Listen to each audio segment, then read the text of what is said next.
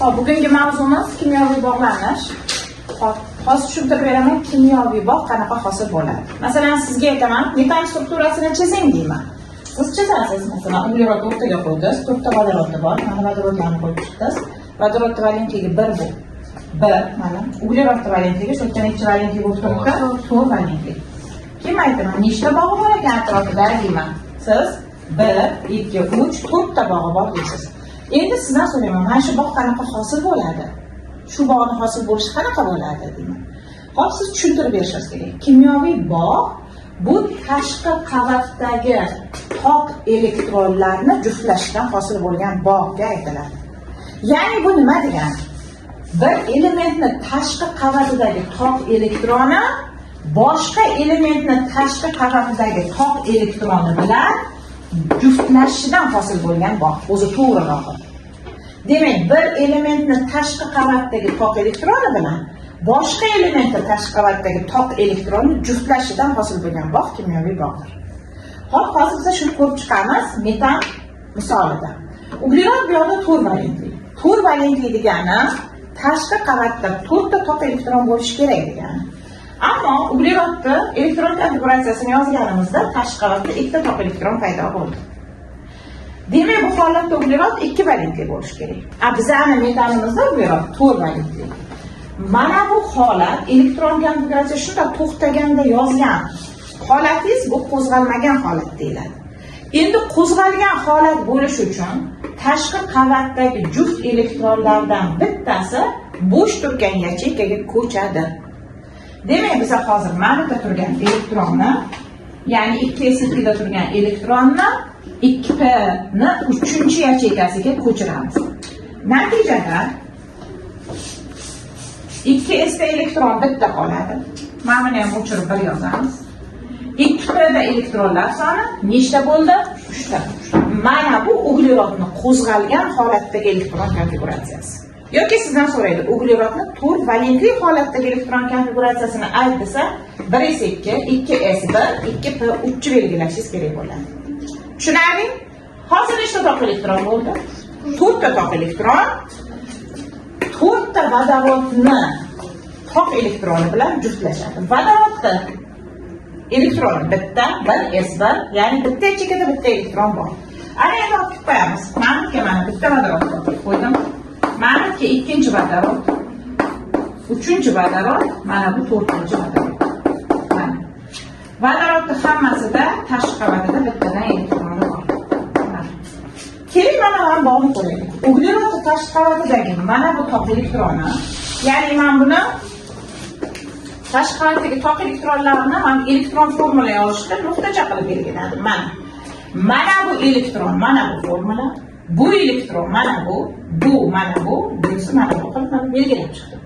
Endi vodorodda tok elektroni, vodorod, mana bu ikkita elektron juftlashida mana shu bog' hosil bo'ladi.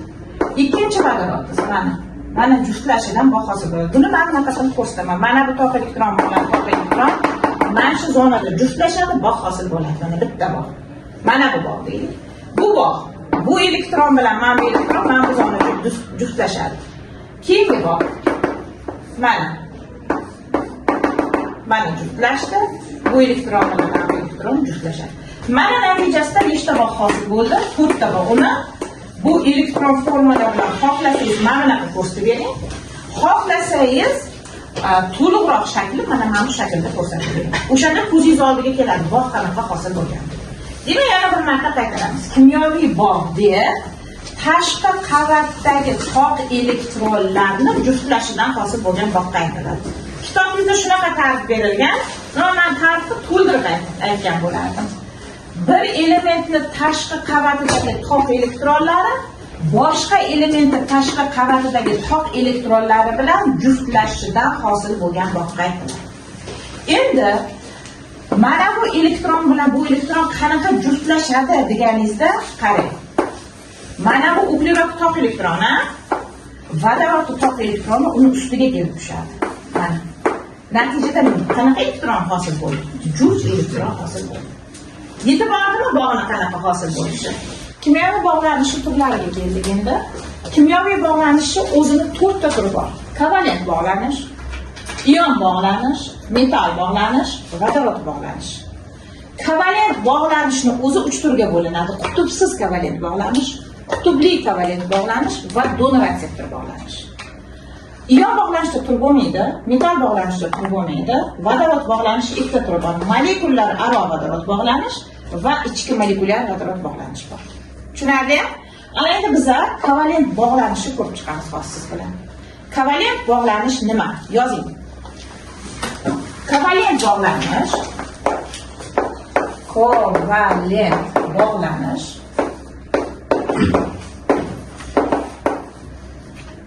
elektron juftlar orqali vujudga kelgan bog'lanish.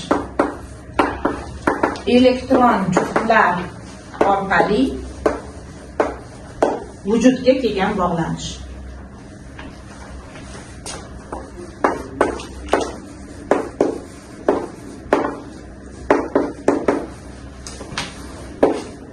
Elektron juftlar orqali vujudga kelgan bog'lanish. Birinchisi qutbsiz kovalent bog'lanish deb qutbsiz kovalent bog'lanish deb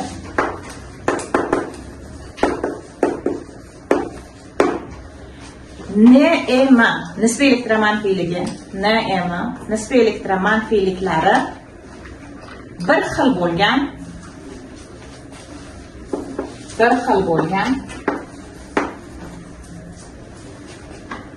atomlar o'rtasida vujudga keladigan bog'lanishga aytiladi.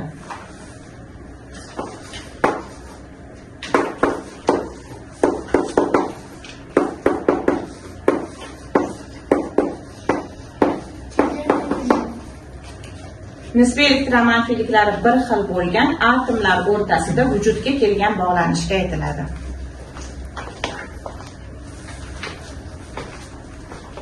Hozir ostiga qaradik. Qutbsiz kovalent bog'lanishga nimalar misol bo'ladi?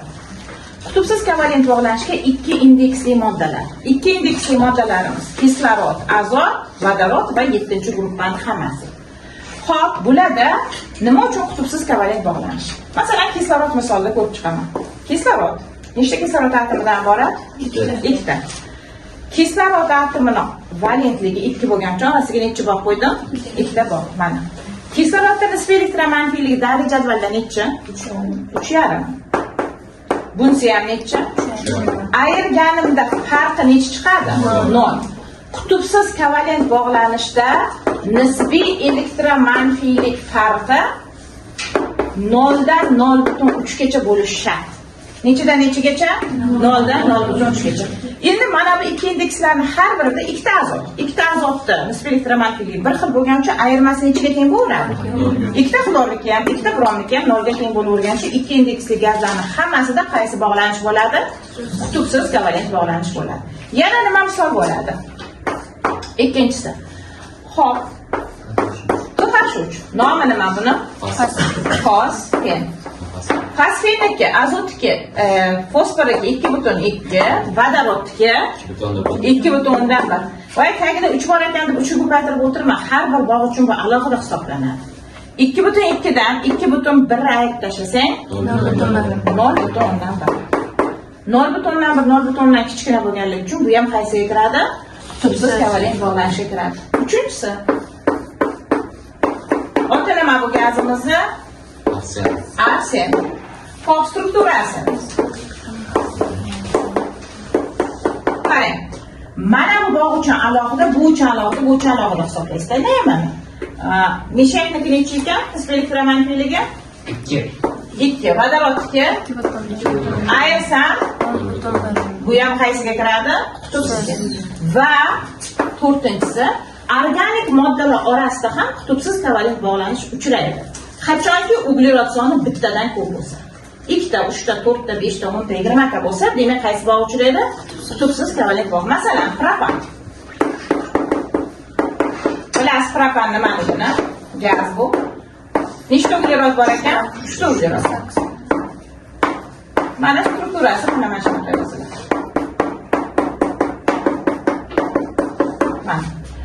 Uglerod bilan uglerod orasidagi bog'ni hisoblaymiz. Uglerodniki 2,5, bu uglerodniki ham 2,5. Nechi bo'ladi? Demak, bu qutbsiz kovalent bog'lanish. Qutbsiz. Mana bu ham qutbsiz kovalent bog'lanish. Demak, uglerod soni ikkitadan ko'p bo'ladigan bo'lsa, qutbsiz kovalent bog' bo'ladi. Chunki organikada uglerod olgan uglerod bilan bog'lanib oladi, keyin boshqa elementga bog'lanadi. Tushunarlimi?